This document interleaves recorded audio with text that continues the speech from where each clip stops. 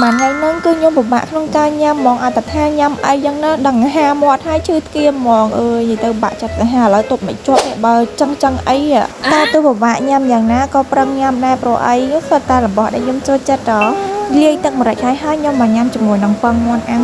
ជាមួយទឹកម្រេចជាមួយនឹងខ្ទឹមជ្រក់អុយឲ្យលេខ1ហ្មងហើយពងមាន់អាំងបើថាអាំងអត់នៅទេគឺអត់ញ៉ាំបដ ாய் វាដូចពងទាជៀនមិនដឹងទេហើយពងទាកូនបើថាបានញ៉ាំហើយអត់ហត់ទឹកទេពងទាកូននេះគឺញ៉ាំអត់ជាតិហ្មងមើលតែមាត់ខ្ញុំក៏ដឹងដែរថាឆ្ងាញ់បណ្ណាជាតិបណ្ណាចឹងណាហើយមុននឹងយើងញ៉ាំពងទាកូនតទៀតយើងផឹកជាមួយនឹងទឹកជាក់បន្តទៀតដើម្បីឲ្យចិត្តយើងត្រជាក់ដែរចឹងណាចាឲ្យតែមានរបស់ញ៉ាំនៅក្នុងមុខចឹងណាគេហាខ្ញុំក៏ខ្ញុំលែងលឺដែរនិយាយទៅគឺខ្ញុំនៅនឹងកន្លែងញ៉ាំនឹងហ្មងអត់ទៅណាទេអូយចូលចិត្តញ៉ាំសាហាវហ្មងប៉ុន្តែមិនបាច់មើលគីឡូទេណាអូយមើលតែមុខខ្ញុំទៅដឹងហើយថាគីឡូឡើងស៊ឺហ្មងណាកន្លែងនេះដល់វគ្គពិសេសម្ដងកន្លែងហ្នឹងញ៉ាំពងទាកូនសុកស្រាប់តាដួសមកធ្លាក់ខ្ពិណាគេមើលឃើញមិនដឹងទេនេះសំខាន់រើសឡើងវិញទៀតទៅសល់ខ្លួនឯងហ្មងណាអត់អីទេអាហ្នឹងពេលជ្រុះហ្នឹងជ្រុះនៅលើចានដែរ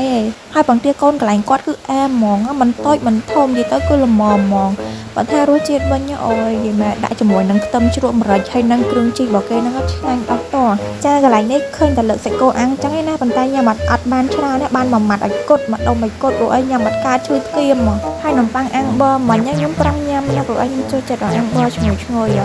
ញ៉ាំបានតែមួយដុំណាហើយឥឡូវមកសាច់គោអាំងនេះកន្លែងហ្នឹងគឺខ្ញុំប្រឹងទាញហ្មងពីនៅជាប់ចកាហើយញ៉ាំបានតែមួយម៉ាត់ណានិយាយទៅគឺពិបាកហ្មងអាថ្ងៃហ្នឹងគឺខ្ញុំឈឺស្គៀមសាហាវ